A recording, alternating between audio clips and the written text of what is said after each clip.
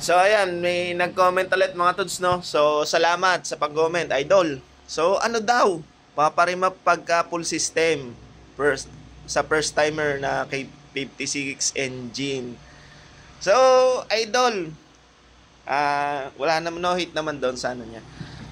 Palitan lang tayo ng idea kasi syempre kahit naman matagal na natin ginagamit tong motor natin, may mga idea pa rin tayong na-miss, no? So, dati kasi, nung unang labas sa mga FI na motor, so 2018 model, medyo matagal-tagal na din. So, syempre, first timer nga naman, na FI ang motor.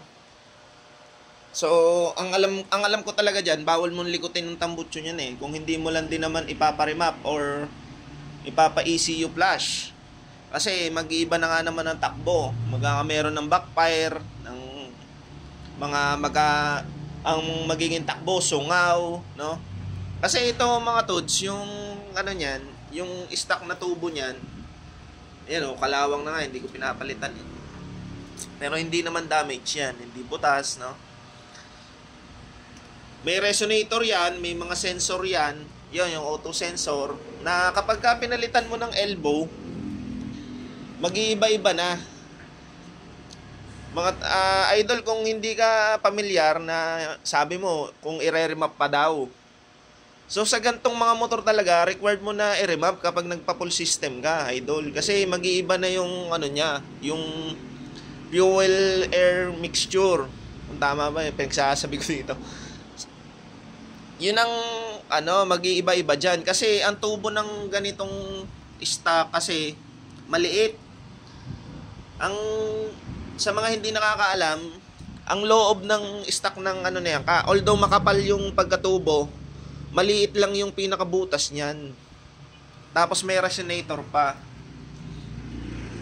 May ano yan, meron ding mga nakalagay diyan ang mga abo-abobot, no? Na hindi ko matukoy ko ng exact term nung ano, basta may nakalagay diyan para masala yung hangin na ilalabas ng motor. So kapag kaya na binago mo, ginawa mong ganito, stainless, so di kaya pina-big elbow mo, susunguan to ang ano niyan kung hindi mo ipaparemap, no?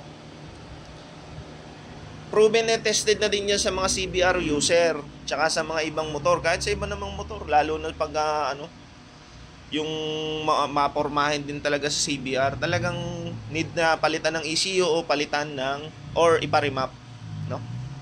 So ayan. Comment lang, idol.